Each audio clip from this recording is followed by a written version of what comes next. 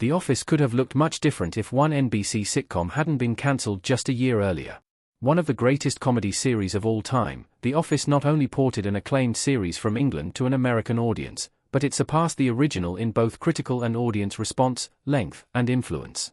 The series kicked off the mockumentary comedy boom, and several actors in the series went on to have huge careers, including John Krasinski, Ed Helms, Mindy Kaling, Ellie Kemper, and Zach Woods. Of course, The Office would not be the show it is without Steve Carell as Michael Scott. Arguably one of the greatest TV characters ever, Carell's Michael is a boorish, selfish, unprofessional, and often incompetent boss who has a sweeter, kinder, and even craftier side underneath the ridiculous bravado and sense of self he tries to project. The Office changed a lot after season 1, and it took some time for the series to find its footing. Without Carell's confident comedic acting, however, it's possible the show could have been cancelled. Come to Papa's cancellation opened up Steve Carell's schedule for The Office. Carell agreed to do another show before The Office team could cast him. Steve Carell as Michael Scott in The Office pilot holding up a mug. NBC. The showrunners already had Steve Carell in mind for the part of Michael Scott from the jump, via THR.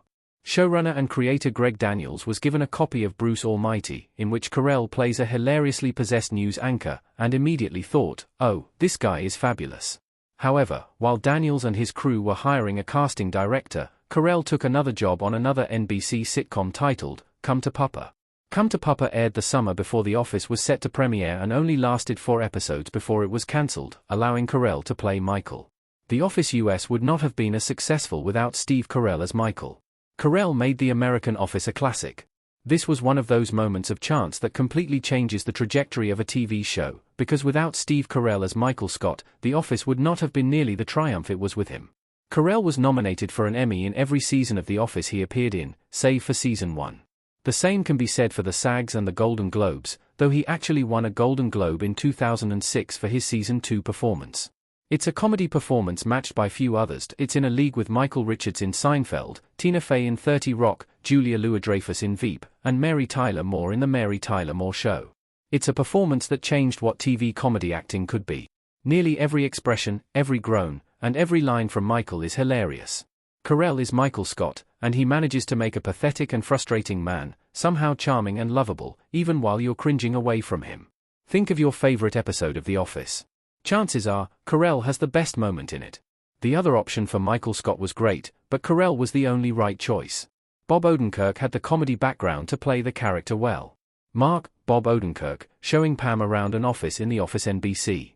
When it seemed like Steve Carell was not going to be able to do The Office, Daniels and his team seriously considered casting Bob Odenkirk in the role, via Esquire. As revealed in Welcome to Dunder Mifflin, The Ultimate Oral History of The Office, a book by Brian Baumgartner, who plays Kevin Malone, and Ben Silverman, an executive producer for The Office, the shortlist for Michael Scott came down to Carell and Odenkirk. Carell was the heavy favorite, with casting directors saying he had a sweet and simple portrayal of the character. Odenkirk would have been good in the role. Despite most people knowing him from the Breaking Bad universe, Odenkirk got his start with sketch comedy on SNL and Mr. Show with Bob and David. He could have pulled off an interesting version of the character, but he would not have been Carell's Michael. The American Michael Scott had to be goofy and rude, but ultimately sweet. Odenkirk's version may have been a little too smart and calculating, closer to Ricky Gervais' performance. It all ended up working out, but what The Office could have been, if Come to Papa wasn't cancelled.